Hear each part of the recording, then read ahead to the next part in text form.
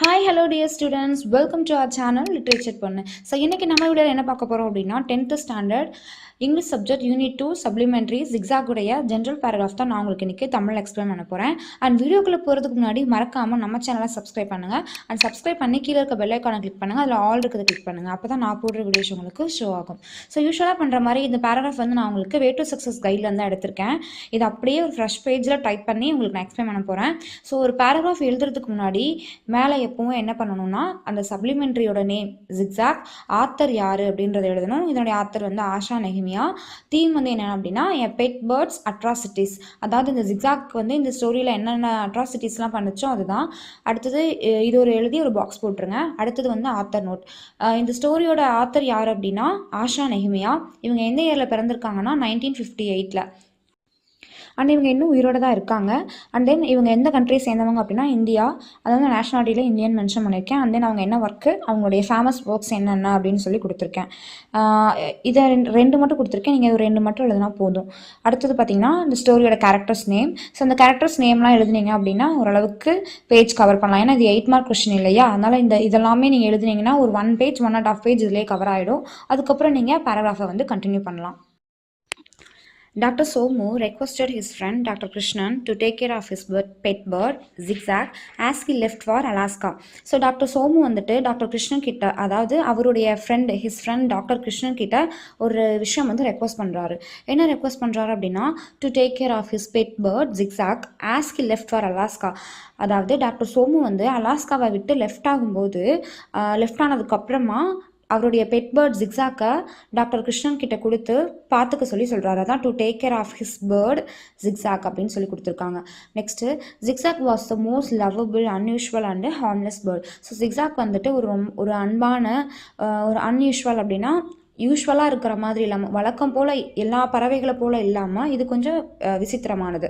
ஒரு unusual bird and harmless bird. Harmless அப்படின்னா அதனால் எந்த ஒரு தொந்தரவும் இருக்காது, எந்த ஒரு டேஞ்சரான விஷயமும் இருக்காது, ஆபத்து இல்லாத ஒரு பேர்டு தான் வந்து Zigzag. Next Mrs Krishnan was not happy with the arrival of the new pet bird. So Mrs Krishnan இருக்காங்களே, அவங்களுக்கு இந்த நியூ பெட் பேர்டு வந்து வீட்டுக்கு வந்ததில் அவங்களுக்கு விருப்பமே இல்லை, ஒரு ஹாப்பியே இல்லை அவங்களுக்கு. அரைவல் அப்படின்னு இருக்கா, அரைவல் அப்படின்னா வருகை அப்படின்னு அர்த்தம். Arrival of the new pet bird அப்படின்னா புது பறவையுடைய வருகை வந்து அவங்களுக்கு சந்தோஷத்தை தரலை அப்படின்னு சொல்கிறாங்க. She was very busy in drawing paintings for the art exhibition. So அவங்க வந்து ஆர்ட் எக்ஸிபிஷனுக்காக ஒரு பெயிண்டிங் வந்து அவங்க ட்ரா பண்ணிட்டு இருப்பாங்க. ஸோ அந்த விஷயத்தில் வந்து அவங்க ரொம்ப பிஸியாக இருக்காங்க அப்படின்னு சொல்கிறாங்க. When Zigzag was offered some fruits and nuts it picked them up and deposit on the chandelier and the blades of the fan. So ஜிக்ஸாக்கு வந்து பார்த்தீங்கன்னா ஃப்ரூட்ஸ் அண்ட் நட்ஸ் வந்து ஆஃபர் பண்ணுவாங்க. ஐ மீன் கொடுக்கறது, ஆஃபர் பண்ணுறதுனா கொடுக்கறது.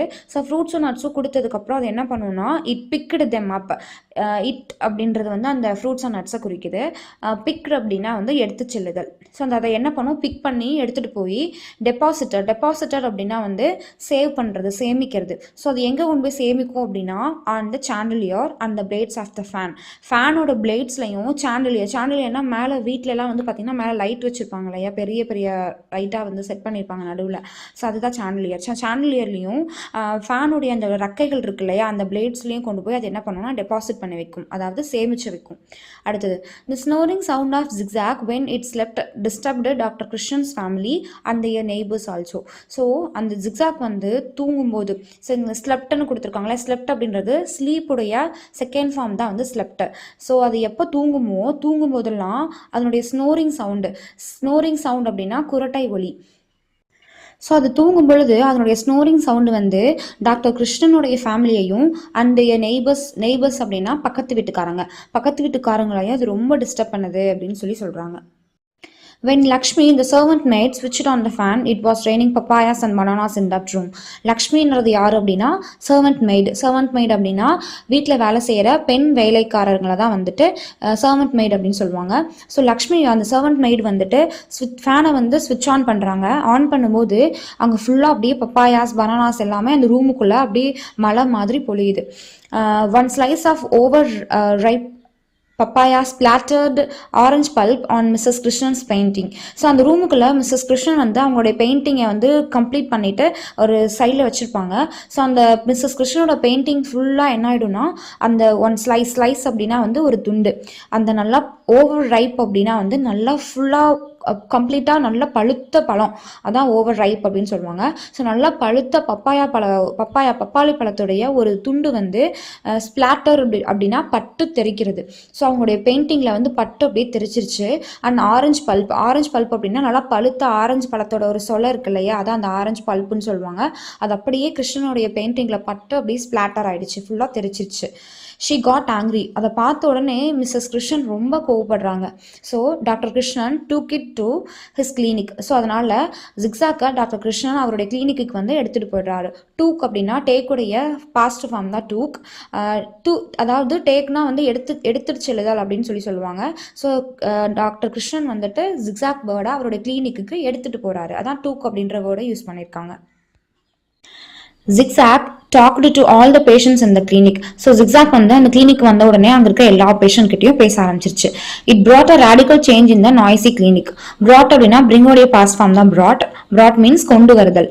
Radical change means தீவிரமான மாற்றம். So ஜிக்ஸாக் வந்துட்டு அந்த நாய்ஸி கிளினிக், அந்த சத்தம் நிறைந்த அந்த கிளினிக்ல ஒரு தீவிரமான ஒரு மாற்றத்தை வந்து அது கொண்டு வந்துருச்சு அப்படின்னு சொல்றாங்க. Though Mrs. Krishnan's painting was ruined by zigzag, it was considered as a new technique and was sold for 5,000 rupees. So என்னதான் மிஸ்ஸஸ் கிருஷ்ணனுடைய பெயிண்டிங்கை ஜிக்ஸாக்கால அழிக்கப்பட்டு இருந்தாலும் it was considered as a new technique. அதாவது அந்த பெயிண்டிங்கை வந்து ஒரு புதுசா ஒரு டெக்னிக்கை யூஸ் பண்ணி அவங்க அந்த பெயிண்ட் பண்ணியிருக்காங்க அப்படின்னு சொல்லி அவங்களுடைய அந்த பெயிண்டிங் வந்து 5,000 rupeesக்கு வந்து விற்கப்பட்டுச்சு அப்படின்னு சொல்றாங்க. இதுல தோ அப்படின்னா இருந்த போதிலும், அதாவது மிஸ்ஸஸ் கிருஷ்ணனுடைய பெயிண்டிங் வந்து அழிக்கப்பட்டிருந்த போதிலும் அப்படின்றதுக்காக தோன்ற வேர்டு யூஸ் பண்ணியிருக்காங்க. ரூயின்டு அப்படின்னா அழித்தல். அடுத்தது consider as a new technique and was sold. Sold அப்படின்னா செல்லுடைய பாஸ் ஃபார்ம் தான் சோல்டு அப்படின்னா விற்கப்பட்டது அப்படின்னு சொல்றாங்க. அடுத்தது all these coincidences change the minds of doctor Krishnan's family.